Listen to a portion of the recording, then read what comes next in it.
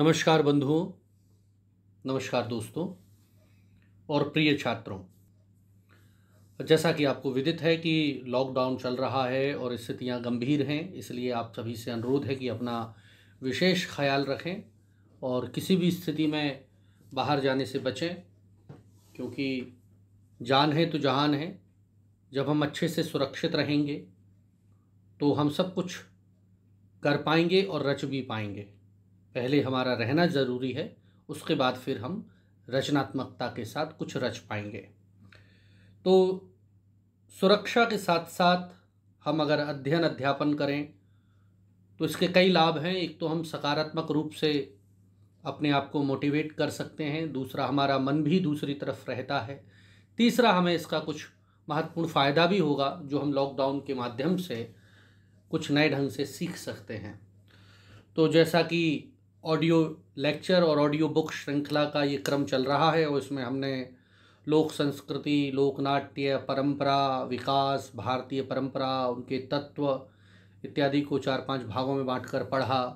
फिर उसके बाद नौटंकी का इतिहास, नौटंकी के नामकरण को लेकर मत, नौटंकी की परंपराएं, नौटंकी के प्रकार, प्रमुख नौटंकी के साहित्यिक कंसेप्ट, नौटंकी का जो कथा वस्तु, संवाद, पात्र योजना, मंच विधान, प्रमुख नौटंकी के कलाकार, इन सब की बात की भाग 2 के माध्यम से। कुछ गीतों का भी उदाहरण लिया और फिर उसके बाद हम लोकनाट्य स्वांग की बात कर रहे थे, स्वांग के परिचय और विस्तार की बात कर रहे थे, जिसमें हमने भाग 1 में स्वांग के नामकरण को लेके मत, स्वांग की उत्पत्ति और विकास को लेके मत पर हमने बात की थी। और लोकनाट्य स्वांग की ये भाग 2 में हम स्वांग की व्यापकता को लेकर चर्चा कर रहे हैं। तो बंधुओं, शुरू करते हैं हम लोकनाट्य स्वांग की व्यापकता। और ये जो ऑडियो लेक्चर और ऑडियो बुक जो सीरीज़ है, उसका जो मूल आधार ग्रंथ है वो है मेरी पुस्तक भारतीय लोकनाट्य स्वांग, एक अध्ययन बुंदेलखंड की पृष्ठभूमि में। और इसके अलावा भी महत्वपूर्ण शोध ग्रंथ और जो बुक्स हैं, रिसर्च पेपर हैं, उनका आधार इसमें लिया गया है, जो रेफरेंसेस के साथ आपको मेरी पुस्तक में मिल जाएंगे। तो बंधुओं, शुरू करता हूँ। लोक जीवन में स्वांग का अर्थ और भी अधिक व्यापक हो गया है। लोक जीवन से संबंधित ऐसे प्रदर्शन जो बिना किसी मंच के कहीं भी प्रदर्शित हो स्वांग कहे जा सकते हैं, ये हम समझ सकते हैं और इसकी हमने पहले भी बहुत चर्चा की है। उदाहरण स्वरूप, विवाह के अवसर पर जब बारात घर से चली जाती है तो उसके उपरांत वर पक्ष की स्त्रियां रात्रि में घर पर खोइया या बाबा के नाम से प्रदर्शन करती हैं। बुंदेलखंड में इसे खोइया और बाबा कहते हैं और लगभग पूरे हिंदुस्तान भर में विवाह के बाद महिलाओं द्वारा जो प्रदर्शन किया जाता है, महिलाओं द्वारा जो एक नाटकीय ढंग से होता है, उसको स्वांग कहते हैं और वह स्वांग का एक रूप है। और अलग अलग क्षेत्रों में उसके अलग अलग नाम हैं। और बुंदेलखंड का विशेष रूप से अगर मैं उदाहरण दूं तो उसे खोइया या बाबा का स्वांग कहते हैं। उसे प्रदर्शन करने की श्रेणी में अगर हम रखें तो वो मूल रूप से स्वांग की श्रेणी में रखा जाएगा, क्योंकि वो प्रत्यक्ष मंच प्रदर्शन नहीं होता, लेकिन उस प्रदर्शन में नाटकीयता एवं स्वांग के तत्व समाहित रहते हैं। मांगलिक अवसरों पर धोबी, कुर्मी, चम्हार, कुम्हार, मेहतर, बसोर, ढीमर आदि जातियों के लोग आपस में ढोल मजीरों पर रंग बिरंगे कपड़े पहनकर मन की मौज में जो प्रदर्शन करते हैं, नाचते गाते हैं, उन्हें भी स्वांग कहा जाता है। मैं यहाँ क्षमा चाहूँगा, मैंने कुछ शब्दों का ऐसे इस्तेमाल किया जो जाति विशेष के थे, लेकिन चूंकि भारतीय परंपरा और ग्रामीण अंचलों में उनको उसी शब्दों से संबोधित किया जाता है और मैंने जिन विद्वानों के रेफरेंसेस लिए उन्होंने भी उसको वैसे ही संबोधित किया है, इसलिए मैंने उन शब्दों को प्रयोग किया। इसलिए उसको अन्यथा ना लेकर उसके मूल भाव और उनकी मूल परंपराओं को समझने की हम कोशिश करें। तो ये जो सब जाति वर्ग विशेष हैं, वो सब अपने अपने पर्व, अपने स्वभाव के अनुसार, अपने कल्चर के अनुसार नृत्य नाट्य गायन करते हैं। वो एक प्रकार का स्वांग का रूप है। दशहरा, नवदुर्गा, गणेशोत्सव आदि के अवसरों पर जो ठेलों, ट्रकों या ट्रैक्टर ट्रॉलियों में जो झांकियाँ सजाई जाती हैं, उन्हें भी एक तरह की हम स्वांग की श्रेणी, मतलब इसको हम व्यापकता की दृष्टि से देखें तो वो भी एक स्वांग का रूप है। स्वांग शब्द जहां गेय लोक नाट्यों के लिए प्रयुक्त होता है, वहीं लोकधर्मी परंपरा के नाटकों में भी स्वांग कहा जाता है। हमारे प्राचीन कवियों ने भी यथा स्थान अपने अपने काव्यों में स्वांग शब्द का इसी रूप में उल्लेख किया है। स्वांग की विभिन्न क्षेत्रीय नाम हैं, जैसे सांगीत, भगत, नौटंकी, तमाशा, खेल, करियाला, बांठड़ा, नकाल, सांग, खयाल आदि। लेकिन स्वांग लोकनाट्य के सभी रूपों के लिए प्रचलित सर्वाधिक लोकप्रिय शब्द है। व्यापक अर्थ में स्वांग लोकनाट्य की संपूर्ण विधा का प्रतिनिधि शब्द है। आगरा के आसपास प्रचलित भगत लोकनाट्य के रूप में हाथरस में प्रचलित स्वांग जैसा ही एक रूप है। कहीं कहीं स्वांग के लिए स्थानीय लोक भाषा के गीतों में संवाद बोलते हुए प्रेम कथा या किसी वीर नायक के आधार पर इसका प्रदर्शन किया जाता है। उत्तर प्रदेश में ये विधा नौटंकी कही जाती है। उत्तर प्रदेश और राजस्थान में ख्याल, मध्य प्रदेश में माच, छत्तीसगढ़ में नाचा, उत्तर प्रदेश, पंजाब और अन्य राज्यों में स्वांग के नाम से जानी जाती है। स्वांग में प्राचीन स्वरूप और परंपरा की समस्याएं अभी तक विद्वानों के लिए जिज्ञासा एवं संधान का विषय रही है। श्री राम नारायण शर्मा अग्रवाल का मत है, राम नारायण शर्मा जी एक झांसी के बहुत बड़े विद्वान हैं, उनको मैं कोट कर रहा था, लेकिन यहाँ पर जो हमने कोट किया है वो है श्री राम नारायण अग्रवाल। तो उनका मत है कि स्वांग का एक नाट्य रूप उत्तर मध्यकाल में तथा उत्तर तथा मध्य भारत में ख्याल नाम से विकसित हुआ था, और उसी ने पंजाब में ख्याल, राजस्थान में तुर्रा कलंगी, मालवा में माच तथा ब्रिज क्षेत्र में भगत और हरियाणा के क्षेत्र तथा मेरठ के क्षेत्र में सांग नाम से प्रसिद्धि प्राप्त की। श्री सुरेश अवस्थी जी का कथन है कि ये नाटक कई नामों से प्रसिद्ध हैं, जैसे नौटंकी, संगीत, भगत, निहालदे और स्वांग। ये सभी लगभग समानार्थी हैं। स्वांग कदाचित सर्वाधिक प्राचीन नाम है। यहाँ श्री जगदीश चंद्र माथुर को अगर हम उनकी बात को समझें तो वो कहते हैं इसका प्राचीनतम नाम सांगीतक है। उनकी धारणा है कि सांगीतक ही बाद में सांगीत और सांग बना। प्रचलित नामों में सर्वप्रथम प्राचीन सांगीतक ही है। सांगीत सांग या स्वांग परंपरा का इसी से संबंध है। सामवेद में गीतों के वाद्यों के साथ संबंधित प्रस्तुतिकरण को ही सांगीत की संज्ञा मिली है। अतः सांगीतक का प्रचलन वैदिक काल से भी पूर्व का मान सकते हैं। बामन आप्टे के संस्कृत हिंदी कोश के अनुसार सांगीतक का अर्थ संगीत, गोष्ठी, सुरताल से युक्त गान और सार्वजनिक मनोरंजन जो नाच गान से युक्त हो वह संगीत कहा जा सकता है। एबी कीथ ने भी अपनी पुस्तक संस्कृत ड्रामा में संस्कृत नाटक के बारे में समझाया है और सांगीत शब्द का प्रयोग किया है। सांगीत शब्द का प्रयोग कालिदास ने भी अपने नाटकों में किया है। तदुपरांत वर रुचिकृत उभया सारिका नामक जो रूपक जो भाण की श्रेणी में आता है, सांगीतक संबंधी प्रसंग मिलते हैं। सोमदेव की कथा सरित सागर में भी सांगीतक का उल्लेख मिलता है, जो इस प्रकार है। तस्य हस्ताक्ष शुश्राव वीणा वेणु रवन्वितम उल्सद गीत मधुरम दिव्य संगीत कद्ध्वनिम। मतलब यहाँ पर संगीत और जो सांगीत शब्द है वो आया है। बाणभट्ट ने भी कादंबरी में इसकी चर्चा की है। सांगीतक का प्रचलन श्री हर्ष के समय भी था। 15वीं सदी में शुभंकर के ग्रंथ संगीत दामोदर में सांगीतक की चर्चा मिलती है। ताल वाद्यानुगम गीतम नटी भी यत्र गीयते नृत्यानुगतम रंगे तत् संगीत कमुच्यते। इसी तरह विद्यापति ने राजा शिव सिंह के दरबार में अभिनीत गोरक्षा विजय नामक अपनी रचना में सांगीतक की संज्ञा दी है। इसमें संवाद संस्कृत और प्राकृत में है तथा गीत देशी भाषा में है। 19वीं सदी में और 20वीं सदी के प्रारंभिक 2 दशकों में परंपराशील या लोक रंगमंच सामर्थ्यवान या व्यापक रहा। उसमें नवीन रचनाएं भी होती रहीं।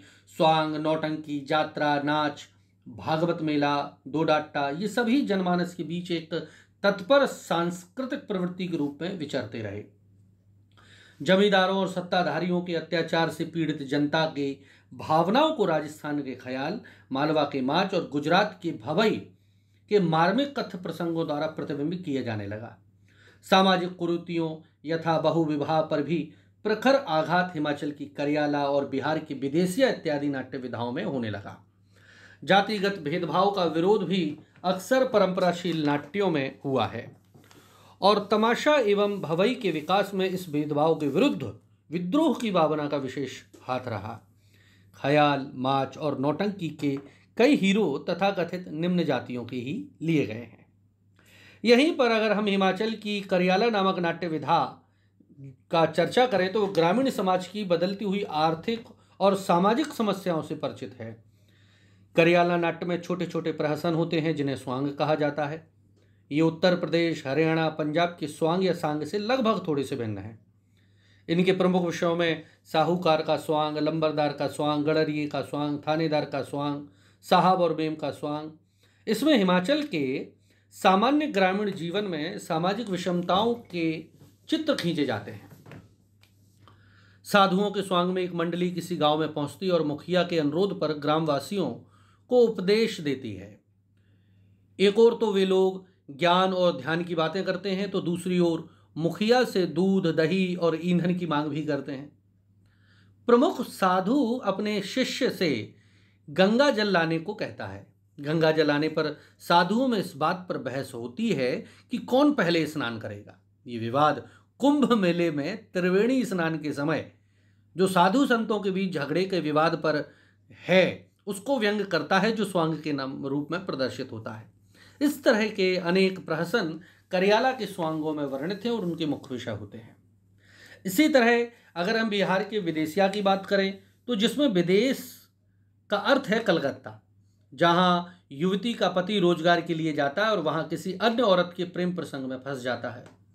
अतः इस विरहिणी की करुणा वियोग कथा को की अभिव्यंजना सरल, सहज और मुहावरेदार की गई है। भिखारी ठाकुर ने अनेक विवाह जैसे विषयों पर अपना मुख्य विषय वस्तु बनाया है। यहाँ पर अगर मैं दो लाइन जो मुझे संजय सर की याद आ रही हैं, उनके गानों में भी इस्तेमाल हैं और ये बिहार का बहुत पारंपरिक विदेशिया गीत है। ए सजनी, ए सजनी, ए सजनी, पियवा गैल कल कातवा रे सजनी, गोड़वा में जूता नहीं के सिर बाप छतवा, ए सजनी पियवा गैल कल कातवा रे सजनी। ये दो पंक्तियाँ ये हैं और एक और है जो चैटी गायन है, पूर्वांचल की तरफ ये गाया जाता है और इसको थिएटर और अन्य गीतों में भी बहुत इस्तेमाल किया है, नाटकों में भी ये गीत रहा है। कासें कहूँ मैं दर्दिया हो रामा, पिया परदेस गए, सोलहो सिंगार करके अंगना में ठाणी, सिसके अटरिया कूके कोयलिया, पतियो ना भेजे रामा, लिपट नगनवा, रात जैसे कारी नगनिया हो रामा, पिया परदेस गए। ये संजय सर ने अपने नाटकों में इस्तेमाल किया और मूल रूप से वैसे ये चेटी है, छन्नू लाल मिश्र जी गाते हैं। उनकी दो लाइनें अगर और सुनाऊं फिर उसके बाद आगे बढ़ता हूँ। सेज बाप सैयार उठ गई ने हो रामा, हो रामा, कोयल तोरी बोलियाँ, सेज बाप सैयार उठ गई ने हो रामा, हो रामा। Thank you. अभी गला इतना अच्छा नहीं है लेकिन थोड़ा सा आपको उदाहरण देना था इसलिए मैंने गाया।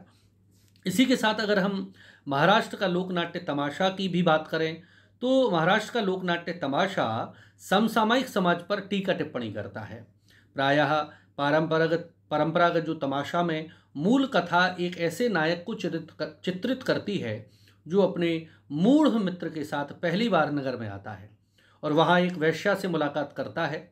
वैश्या चतुर है और दोनों के संवादों में प्रश्नोत्तर की छाप है। ये अधिकांशतः जो मैंने लोकनाट्यों के स्वांग के परिचय में समझाया था कि ये लगभग ये प्रश्नोत्तर में होते हैं, लंबे लंबे प्रश्न पूछते हैं, एक दूसरा उसका उत्तर देता है। दो कलाकारों की प्रधानता पर नाटक चलता है, स्वांग चलता है और फिर कोरस में अन्य कलाकार उसको सहयोग प्रदान करते हैं। जो हमारे यहाँ महाभारत काल से ही लोक साहित्य की परंपरा रही है, जिसमें वर्तमान समाज पर छींटा कसी के अनेक अवसर मिलते हैं। स्वांग का प्रचलन अनेक इलाकों में होता है। आदिम समूहों के अविष्ट कोर कुओं में भी स्वांग की विधा है। कोर कुओं के समूह में झोरी, झेरी, पारड़ी और खम्ब स्वांग पारंपरिक रूपों में हैं। गोंडों में भी स्वांग का प्रचलन है। राजस्थानी लोकनाट्य स्वांग में भी ख्याल का एक रूप स्वांग भी प्रचलित होता है। इसी प्रकार महाराष्ट्र और गुजरात में भी स्वांग प्राचीन लोकनाट्य के रूप में अस्तित्ववान रहा है। मथुरा, वृंदावन तथा आगरा में प्रचलित भगत परंपरा इसे कहीं कहीं रहस्य नाम से भी पुकारी जाती है। हाथरस की परंपरा, स्वांग परंपरा, कानपुर की नौटंकी परंपरा, हरियाणा तथा मेरठ की सांग परंपरा, ये वास्तव में कोई पृथक पृथक परंपराएं नहीं हैं, बल्कि ये सब एक ही मूल लोकधर्मी नाट्य परंपरा की कड़ी हैं, जो मध्यकाल में स्वांग नाम से प्रचलित रहीं। इसी स्वांग का एक नाट्य रूप उत्तर मध्यकाल में उत्तर भारत एवं मध्य भारत में ख्याल नाम से विकसित हुआ और उसी ने पंजाब में नक्काल या नकल एवं भांड-बिरासी, राजस्थान में तुर्रा कलंगी, पंजाब में मालवा में माच तथा ब्रिज क्षेत्र में भगत एवं स्वांग व हरियाणा और मेरठ में सांग नाम से प्रसिद्धि प्राप्त की। वास्तव में सभी नाट्य रूप मूलतः स्वांग परंपरा के ही हैं। स्थानीय परिस्थितियों के अनुरूप उनके नाम और स्वरूप भिन्न भिन्न हुए। यहाँ डॉक्टर रविंद्र कुलश्रेष्ठ की दो पंक्तियाँ मैं एक अन्य मत के संदर्भ में प्रयुक्त करता हूँ। वो कहते हैं कि अमरोहा से प्रकट भई 84 की साल, नया स्वांग प्रगट किया विशन ब्राह्मण लाल। कहा जाता है कि किन्हीं विशन लाल ब्राह्मण का लिखा स्वांग पहली बार अमरोहा के निवासी राम प्रसाद संवत 1884 विक्रम में आगरा लाए थे, जिसे मोती कटरा के जौहरी लाल ने अपने यहाँ प्रदर्शन कराया था। यहाँ ये बात भी स्मरणीय है कि उक्त दोहे में स्वांग को नया कहा गया है। अतः ये सिद्ध करता है कि इस स्वांग के आगमन से पूर्व भी आगरा में स्वांग की परंपरा विद्यमान थी और वह अकबर कालीन वही भगत परंपरा थी जो अब तक अपना स्वरूप बिगाड़ चुकी है और भड़ुआ भगत नाम से भी प्रचलित थी। मतलब भगत का भी एक बिगड़ा जो रूप था वो था भड़ुआ भगत।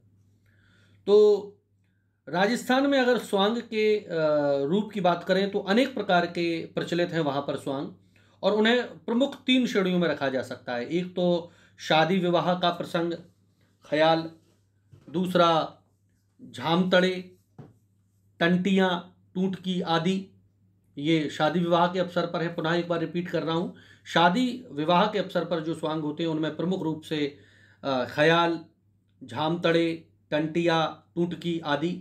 दूसरा त्योहार उत्सवों के अवसर पर अनुरंजन में होती हैं, जैसे होली के स्वांग, उदयपुर के स्वांग, शेखावटी का, गीदड़ बाशिका का जमरा, बीज का स्वांग, नारों के स्वांग और चौक चौड़ी पेशेवर लोगों के द्वारा आयोजित भांड भंडेती बहुरूपियों के स्वांग, कच्छी घोड़ियों के प्रदर्शन, भवाइयों की कलाबाजियां आदि प्रमुख स्वांग है।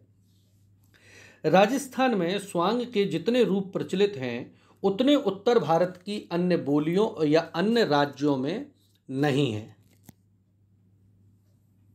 राजस्थान की तुर्रा कलंगी परंपरा ब्रिज की इस ख्याल परंपरा अथवा बाद में विकसित भगत का ही एक रूप है जो ब्रिज से गया।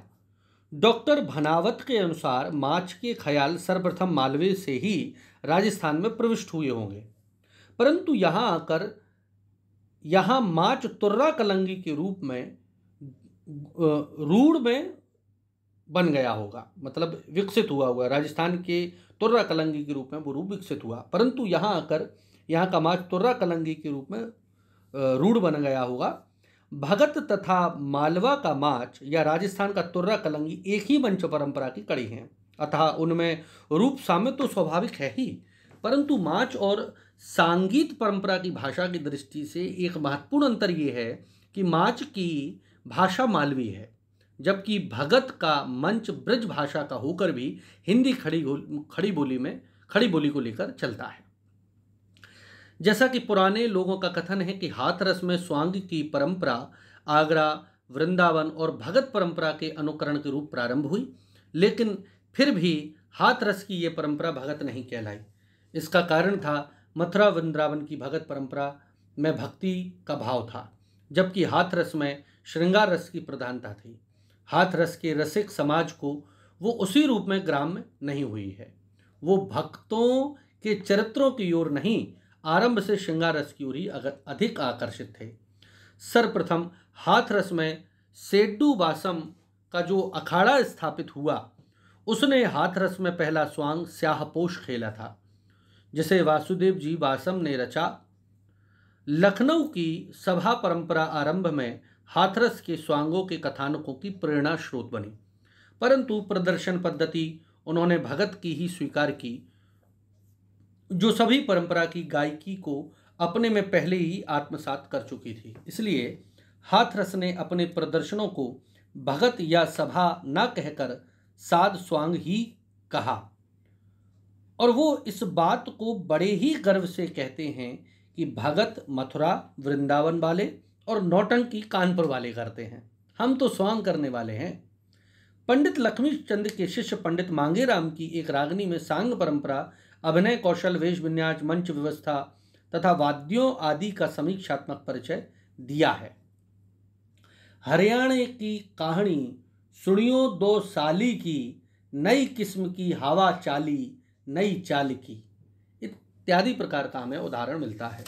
तो बंधुओं, लोकनाट्य स्वांग परंपरा के भाग 2 में हमने स्वांग की व्यापकता, उसके अलग अलग क्षेत्रों में अलग अलग नाम, संगीत की परंपरा कहाँ पर उसका किस स्वरूप में क्या नाम है, किस कालखंड में कहाँ कही गई, हिमाचल में उसे क्या कहते हैं, राजस्थान में उसका क्या नाम है, कैसे स्वांग, संगीत और परंपरा में अंतर है, इन पर चर्चा की। और अगले भाग में हम स्वांग का किन किन साहित्यों में क्या उल्लेख है, इस विषय पर चर्चा करेंगे।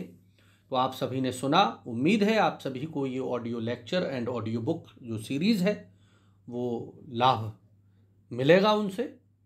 आपका सुनने के लिए बहुत बहुत धन्यवाद, बहुत बहुत शुक्रिया।